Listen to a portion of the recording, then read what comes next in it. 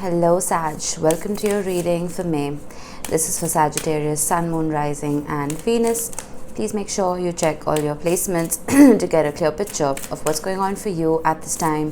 As always, this is a general reading. It may or may not resonate for all of you. Please take the bits that do resonate and leave the rest behind for somebody else.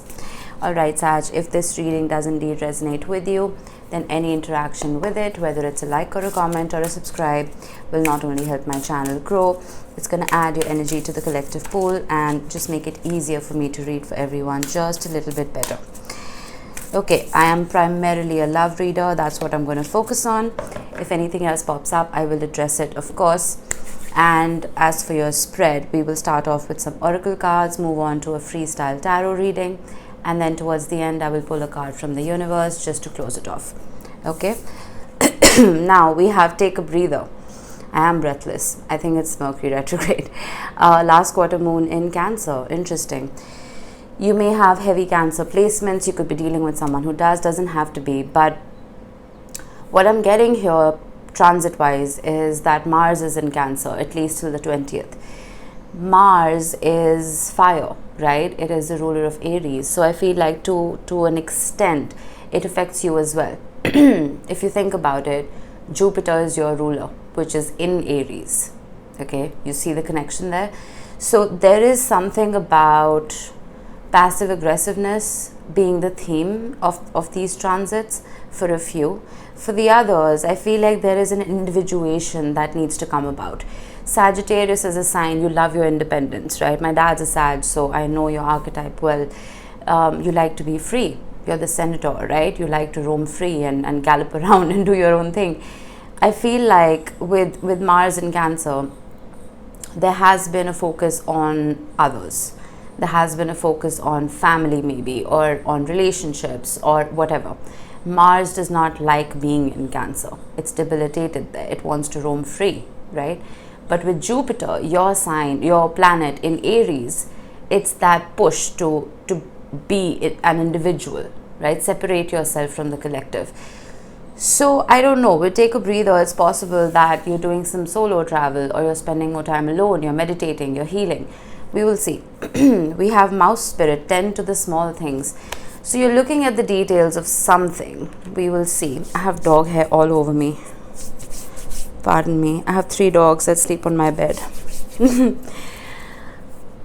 Tend to the small things. This is the complete opposite of your archetype, because in Moonology, if you think about it, your card is look at the bigger picture.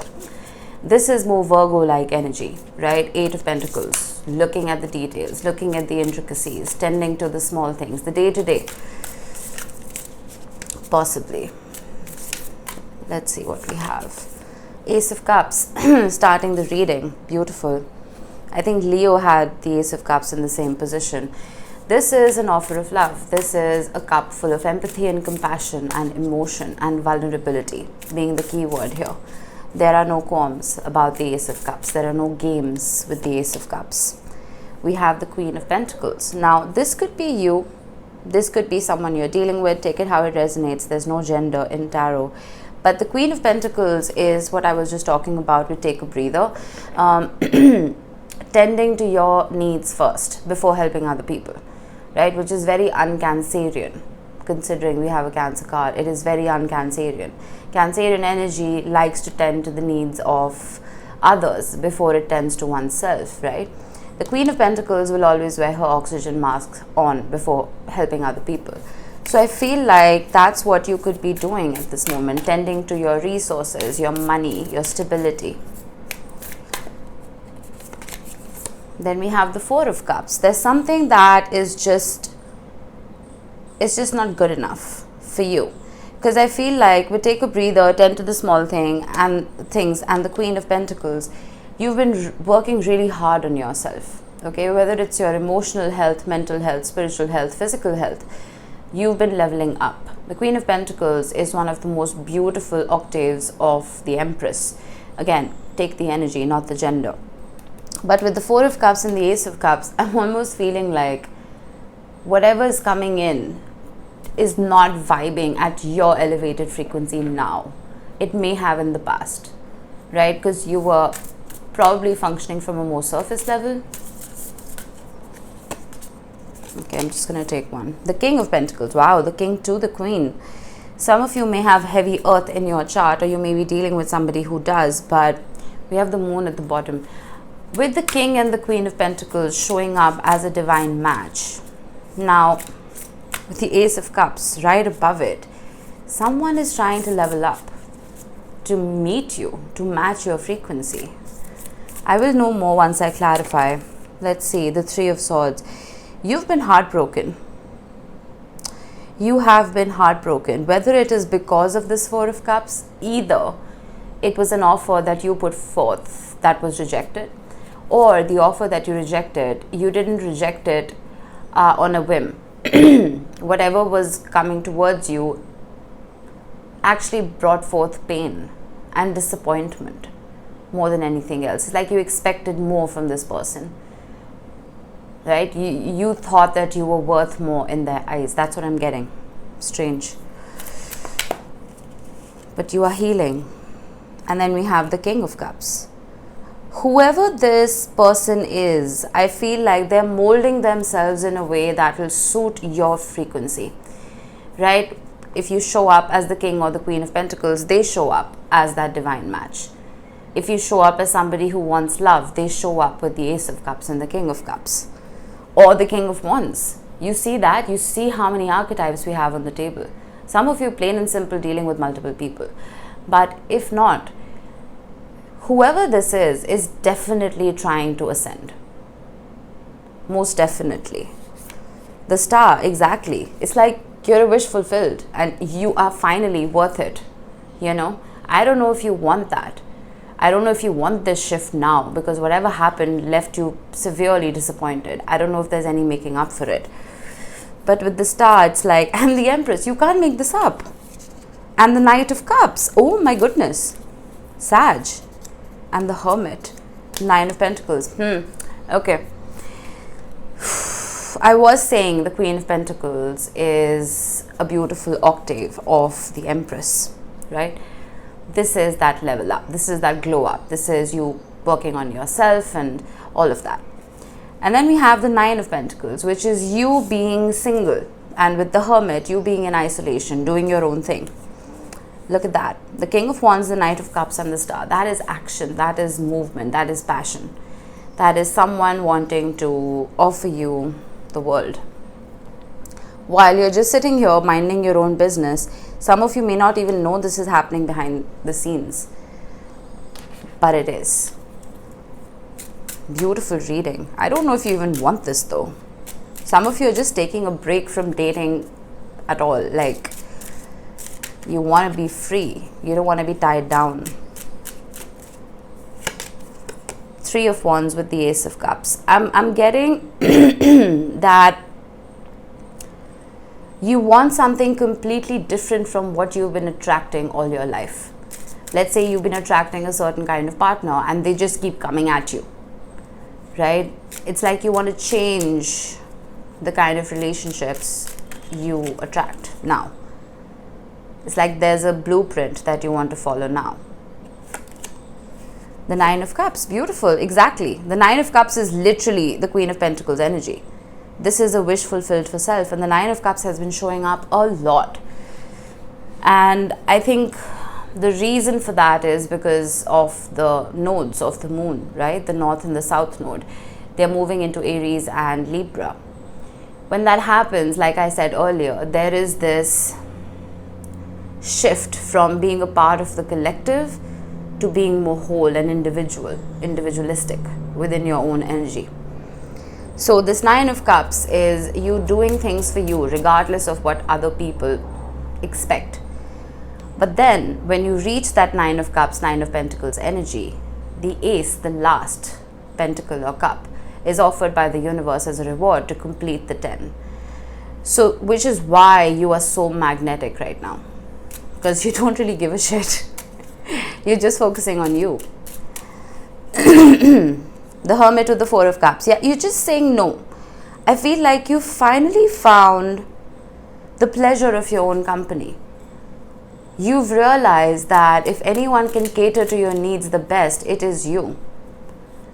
Some of you may be telling yourselves that expectation always leads to disappointment. So you've just stopped expecting things from people.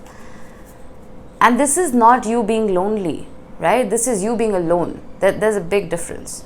You being alone and loving it and thriving.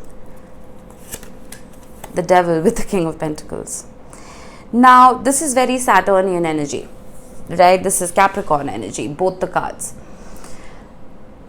The Devil is a lower octave of the King of Pentacles. While the King of Pentacles can be very unchanging, it is a very traditional archetype, someone who prioritizes stability and resourcefulness. The Devil is also unchanging, but it holds on to the shadow of life, where you feel like you're tied down and you can't move forward. It is Saturnian in the way that it puts you in a box. So it's possible that this relationship was, again, keeping you very constrained, right? Which is why you see the illustration. That is a very free person, doing their own thing, minding their own business. Feel like you felt very tied down.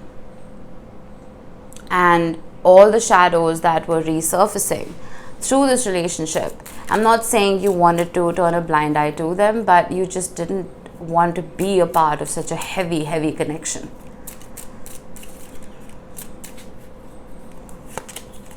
We have Strength. That's a lot of major arcana. Strength with the Three of Swords. It took a whole lot out of you. I don't mean to dilute this issue. I feel like this pain that was caused to you took a lot out of you. It was a test of strength. It was a test of courage. And healing from this was exceptionally difficult.